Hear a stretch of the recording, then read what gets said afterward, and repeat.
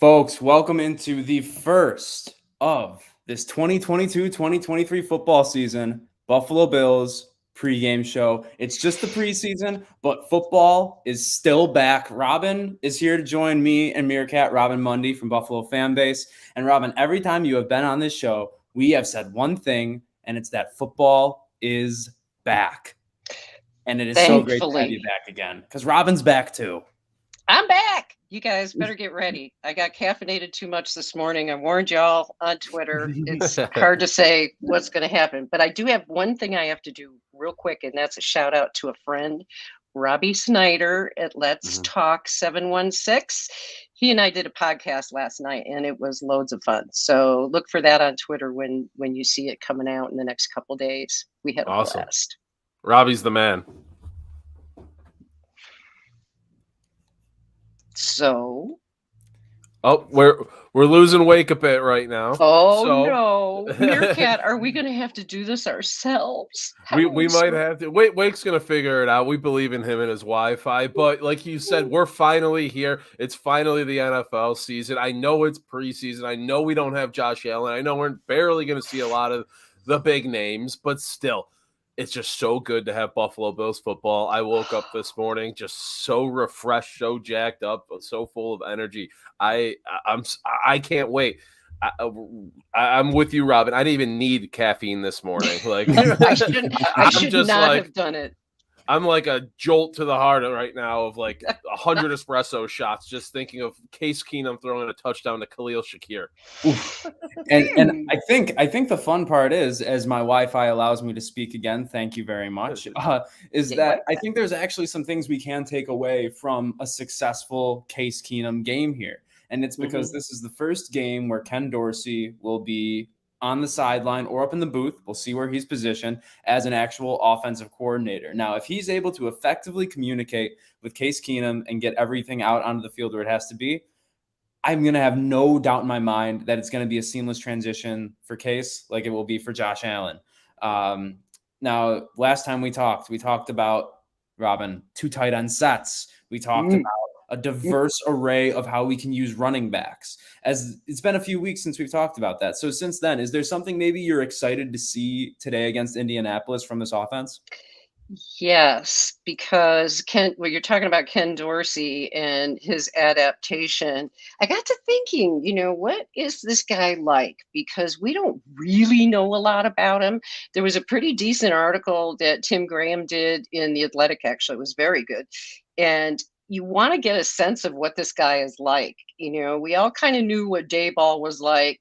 Well, we've seen Dorsey, we've heard about Dorsey, but we've never really watched Dorsey in action. And I don't know what you guys think. The 2 tight end sets are one thing. I think there's something even more going on with him in terms of wanting to live vicariously through Josh.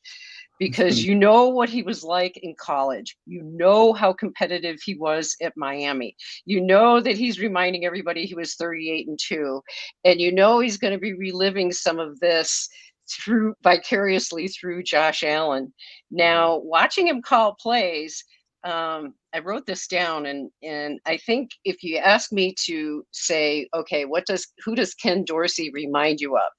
To me, he's a combination of Rain Man and the Unabomber. Okay. Please elaborate. Oh, man. Rain Man for the brilliance, because I fully expect, in addition to seeing 2 tight end sets, we're going to see a lot of things that we haven't seen for a long time. They keep talking about, well, we haven't changed the playbook that much and blah, blah. I think that we're going to see some things that Ken Dorsey wishes he could have done, and try all different kinds of formations. I'm all for it. Put 5 wide receivers out. I don't care. Put 3 tight ends out there. I don't care. And if you look at how deep this offense is on the line as well as in the skill positions, Ken's got a lot of stuff he can work with. Mm-hmm. And it's not exactly a group of scrubs they're going up against in the Indianapolis Colts. Yes, it's the preseason. Yes, we're probably not going to see a lot of the big names on that defense for more than a series, if that. But it's a well-coached unit Frank Reich is running a really tight ship down there. And you know that they're coming into this not in the same mindset as the Bills, but at least as a, hey, we were pretty close to doing some good things with Carson Wentz last year. We're not that far off from, when we almost made a deep playoff run with Phillip Rivers losing to this exact same Bills team. So I think that from a coaching matchup standpoint, I think that's just as intriguing as some of the things we have going on the field, mainly because, like, as I said, just well coached all around. And on their offensive side of the ball, they are having Matt Ryan play a little bit too, which is a little peculiar. Yes, he is new to the offense, but Merekat, to me, it's a little shocking that they're going to throw a 36-year-old quarterback out there. 36. Preseason game 1. That's an estimate. It's a rough estimate. He might be a little younger, but it can't be that far off.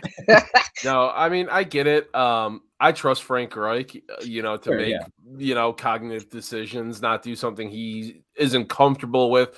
I feel like he's going to be running the whole first team with Matt Ryan. There's no reason not to. This is just a tune-up, if anything, getting used to the offense in an actual game setting before the season starts. So it's not the craziest thing to me. Definitely not a move I would do, not in the game 1 of the preseason. But yeah, exactly. I'm not going to question Frank Reich. Yeah, I do like that they're doing it, though, because it does provide us to see, like, obviously, if Matt Ryan's going to play a series or however much he does, that means you can expect guys like Michael Pittman and, maybe even Quentin Nelson will be out there for a little bit. You can expect other big name guys on this offense, other blue chip players to be out there for this new look defensive line. They're only going to have probably a series or 2 against that unit. So they're basically going to have to make them count like it's the last 2 drives of a fourth quarter. Like, hey, you got 2 drives to make a statement against this team right now. AJ, Greg, let's see what you do, because Von Miller, I don't know how much he's going to be out there, but I hope just as much as Josh Allen, to be completely honest with you. And then on top of that, on the back end, we talked a lot about the secondary on our show on Thursday, Robyn. Christian Benford, yes, 6th rounder out of Villanova, great mental makeup about himself, the way he approaches the game and the way he's approached just some tragedy that's happened in his own life and internalized it to make a positive out of it. I'm really excited to see between him, Kyer Elam, Dane Jackson, how these young guys in the secondary respond to having to actually go up against who is still a pretty good quarterback in Matt Ryan in their first experienced and wise, right? So he former MVP. Yeah, exactly. He's not a scrub. We forget he's not a scrub, and this is going to be a really good test for our corners. It'll be interesting to see also if we get Jaquan Johnson playing. I'm looking forward to seeing some of the other guys get some time off the bench and see what our secondary looks. Yes, definitely.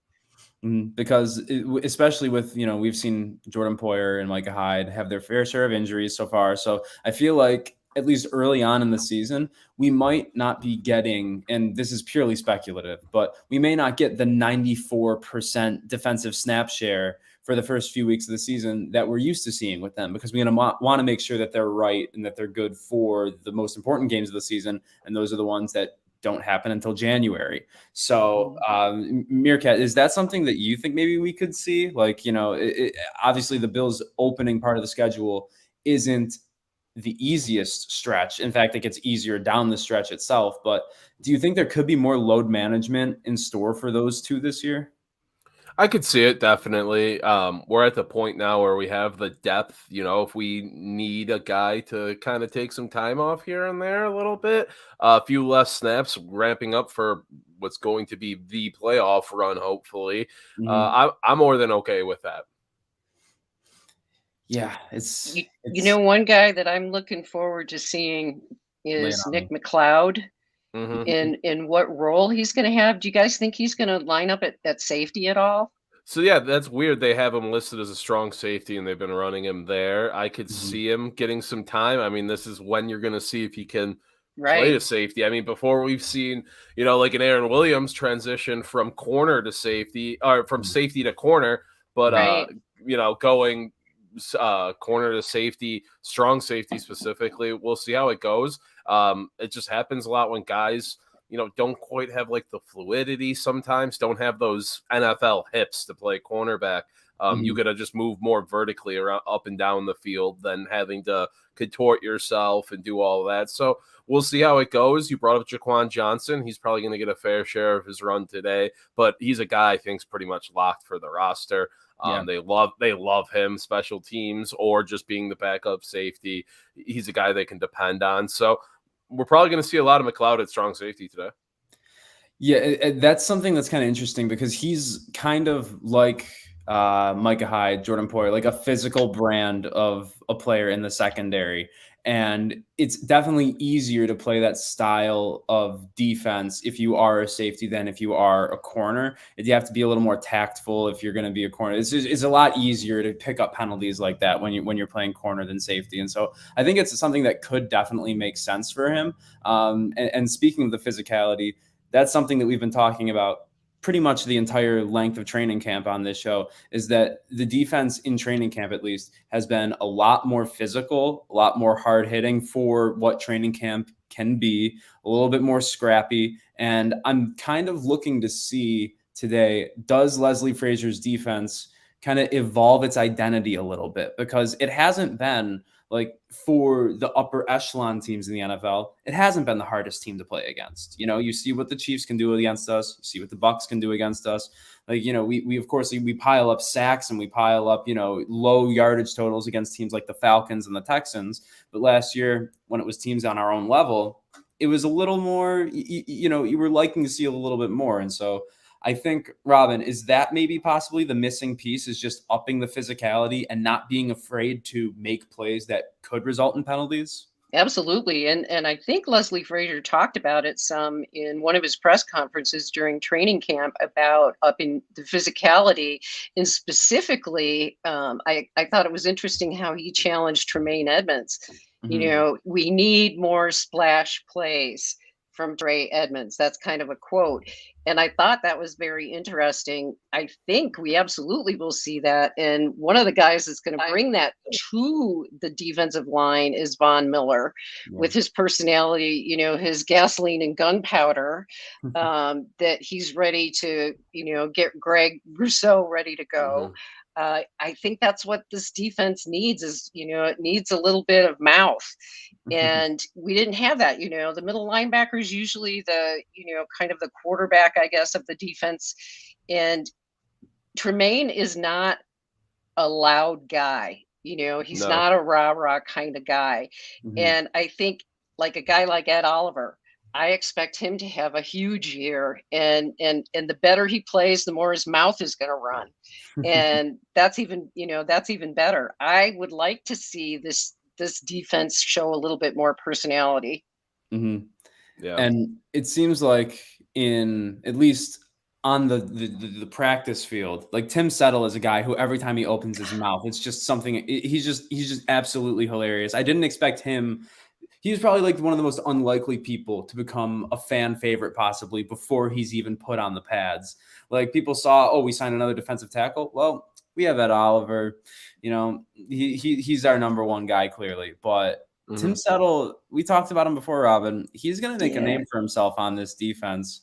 I mean, I know you love your big guys there on the defensive side of the football. I do, and I can hardly wait because I think this defensive line is probably, at least on paper, we got to see it happen, the best, most talented, deepest defensive line that the Buffalo Bills have ever had.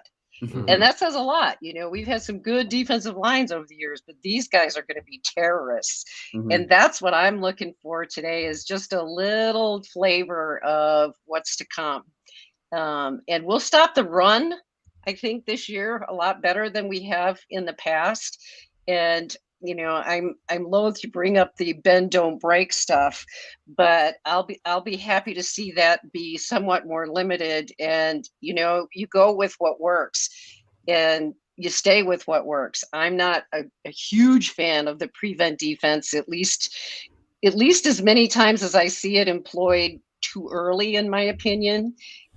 We've seen McDermott be a little conservative in the earlier years of his coaching career. I think he's now kind of getting into his own too in terms of being more aggressive. I guess we can only hope that he has a better track record with challenges. He still has to work on that some, I think, this year. But yeah, defense is going to be outrageous. Yeah, I'm excited too, because overall, every year it seems like, oh, we're talking about many battles that are taking place between, guys we're going to see 7th round guys, undrafted free agent guys that have a shot to make this roster that we're going to see a ton of. But now we're going to have battles, and we kind of know how the roster is going to be set already. Like, there's a lot less of those questions because of the quality depth we've built. But now it's going to be more battles between veteran guys, and we're going to see some of that, I hope, in this preseason along the defensive line. Like, there's guys they love, like Mike Love, Eli Anku, Brandon Bryant. Yeah, like they got to make a name for themselves. They got to do what Justin Zimmer did. They have to scratch and claw their way onto this roster because of how deep it is right now. Yeah, and I completely lost my train of thought. Where the hell was I going to go with it? Man, what a train wreck. There it is. No, okay, so and speaking of veteran position group battles, there's really I'm struggling to kind of figure out how the running back room shakes out right now, because it seems like, at least it seems for certain, that it's going to be Motor, James Cook, and Zach Moss. And it's weird that Motor and Moss are what we are calling veterans right now, but that's the reality of the running back position and of where it is on this football team right now. But I'm kind of interested to see, does Zach Moss earn carries for himself in this preseason? Because last year he did anything but that for most of the regular season. And he was my pick, begrudgingly so, for most improved at the beginning of the season last year. And that did not age very well. And I was not happy to make that pick. But it was purely because, he has to improve after that rookie year, right? Right. But, I also think that he said recently that he's healthy now for the first time, and that apparently last season he had a nagging injury. I'm not really sure what it was, but he said that it inhibited his ability to be explosive. So we'll see. But I agree with you. It's kind of a make or break situation for Zach Moss, for sure. Yeah. And I don't think he's a lock to make this roster, because they're going to keep, I hope, at least 6 receivers, maybe 7. Other positions they're running deep at, other positions they need depth at. Running back, if they trust Singletary, Cook, you got Tywan Jones there as well, going to be making the roster. I'd say like a 90% chance. Right. Yeah, right. There's a lot going on. Somebody like Duke Johnson really could contend because of special teams ability or something. Zach Moss is a little too one-dimensional, and now they have guys who can do multiple things at the top of that spot with Singletary and Cook. Now, my question in response to that kind of is, like, do you think that it's likely that they keep James Cook and Duke Johnson, 2 running backs who are by and large brought in to do the same kind of job? Duke Johnson might have a little bit more of a special teams role in his future. But do you think it's likely that they get rid of a thumper running back like Zach Moss and keep 2 guys with very similar profiles like that? That's a good question. Yeah. He's like, I don't hate the idea personally. If it was my football team, I would like to do that. Yeah, because truly, you can't. There's no way that you could choose between James Cook and Singletary. There's just no way. We haven't even seen what James Cook can do, and I can hardly wait after watching him, play at Georgia. Yeah. But as far as running back goes, to me, it seems like the big thing is going to be whether or not Zach Moss can step up and be a difference maker instead of sometimes he had some untimely fumbles and sort of mental lapses. I agree with Merekat that if any of the running backs on the roster are in peril, it really still might be him. But we'll see. The question I have for you guys is, and I've been toying around with this one, if you had to choose between Isaiah Hodgins and Tavon Austin, Who do you got? I know what Merekat's gonna say. Yeah. Oh, that is such a beautiful jersey too. It is. I love the crest right there on the neckline. That's pretty sharp.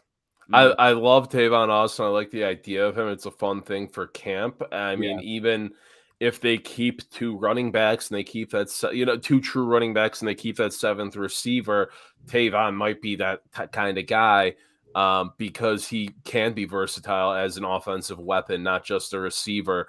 But Right.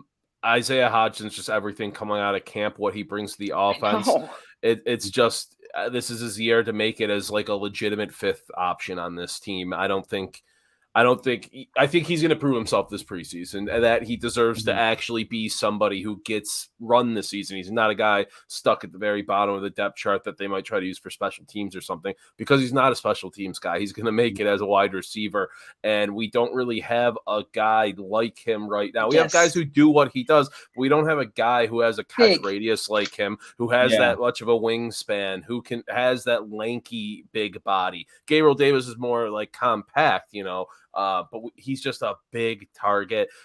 I keep saying it, his catch radius is insane. He'll catch, and his catch ability. He does not drop balls. He did not drop balls in college. He has not dropped balls in camp with the Bills in 2 years now. He's just a reliable big target who's not the most athletic guy. Yards after the catch aren't going to be his thing, but down the sidelines, even across the middle in the red zone, he's going to be a reliable guy. Just hit it within 6-7 feet of his hands. He's got it. I agree with literally everything you said from front to back there, and especially how you started it by saying, I love the idea of a Tavon Austin, because his entire NFL career, I have loved the idea of Tavon Austin, and so have many other coaching staffs. They bring him in because, after seeing him with the Rams, it was the Rams back then, back in St. Louis. Like, you knew what he could do over there. You knew what he was capable of. He was a first-round pick for a reason. And it's just, he went to Dallas and we were thinking, okay, wow, with that receiving core with like Amari Cooper and Michael Gallup and CeeDee Lamb, like that's a good number 4 right there. And then who was it? Garrett Wilson, I think, was their 4th receiver over Tavon Austin. And now he's had injury issues here in camp. And also, if he's going... Well, we're losing Wake again, but he's frozen. Oh, there we go. He's back. We're good. And I think I'm like, oh, thank God. Okay. So if Tavon Austin's making this roster, it has to be as a special teamer, return guy. And I think there are a lot of other players on this roster already who are basically locks for it that can fill those roles. Isaiah McKenzie as a returner, James Cook, we're going to see him at returner possibly in this preseason here, which I said on Thursday, very excited about. And we already have guys like Kumaro, wide receivers who play special teams. So yeah, I don't think it's very close between Hodgins and Austin for me. And based on what we've heard through camp the last couple weeks, I wouldn't be shocked if it wasn't that close for the Bills brass either. My last question for you guys, the reports I've heard about the tight end room, if you walked into training camp with no knowledge of who the tight ends were, you would not know, apparently, that OJ Howard is supposed to be the tight end 2 on this team. And you would think that Tommy Sweeney and Quentin Morris are years ahead of him, basically, by what he's shown. Now, do you think it's possible that Sweeney and Morris earn themselves bigger roles to the point this preseason where OJ Howard becomes a cut candidate or even a trade candidate by the end of this preseason? I could see a team sending away a 6th-round pick for OJ Howard. I could see it. I don't think that I think they'll give him a run though. I don't see them, not giving him a chance. That this, front office really hasn't done that with players that they've put a decent amount of money into. Yeah. So I think, even though he hasn't necessarily stood out or impressed much, well, guys behind him are, I still think he's going to be on the roster come week 1. Yeah. And Quentin Morris, I have a special fondness for the MAC players, and he destroyed UB in one game, and that was enough for me to open my eyes. And he's been quietly on the practice squad, but he has kind of flashed a little bit in camp, and I think he's going to make a little noise for his place. And Tommy Sweeney had a heck of a game or practice the other day. He looked terrific, but I don't know. You think they're just going to keep 3 tight ends? It's tough because you got to count Gilliam as a tight end too, tight end, fullback, running back right. / special teamer. And he's someone who I'm excited to see his potential role in this offense evolve a little bit. I mean, when you have a good fullback, it's just fun. Like it's really, really fun. Like how the 49ers use Kyle Juszczyk. Like he's an actual part of that running game. And I think Gilliam has that same kind of potential. So, you know, we're talking now deep cuts of players we want to see make an impact and make a name for themselves here. But the guys like the Quentin Morrises, the Reggie Gilliams, the Christian Benfords, those are the guys that help you win championships, to be completely honest. The guys at the bottom of the roster who can step in and perform admirably exactly when they are needed to. Is there anyone else that we've missed that is a player to watch, Robyn? Any last shout outs for any players? You know, we talked about Christian Benford. Well, of course, the punt god. There it is. You know, we got to keep an eye on the punt god. I'm actually more interested in watching how he holds, because I think that's going to be the key to whether or not he makes the team. And I think he's going to make the team. I think so too. My dog, shout out. What does your dog think? He thinks that Quentin Morris is going to make the team too. Smart doggo. Merekat, any last shout outs to any players that we think we should be watching out for? Anybody we missed? I feel like yeah, that's the best way to say it right there. It's the year. Like I said, the meme is dead. It's a reality. Dead. The hype is real. Yeah, meme is dead. Hype is real. Well, anybody watching out there, if you think we missed any players, obviously, of course, Isaiah Hodgins, punt god, Benford, tons of guys to watch out for. James Cook, tons of rookies to look out for. See if they can make a place for themselves on this Bills roster. And make sure you guys make a place this week sometime. Get to Outlet Liquor, because summer's winding down. It's the place to buy a case. I know you have some summer parties, whether they're graduation parties, Labor Day parties coming up. The absolute place to buy a case. What's your outlet? This show has been ours. Thank you, everybody, for tuning in. For myself, Merekat, Robyn, all of Trainwreck Sports, good afternoon now, and go Bills.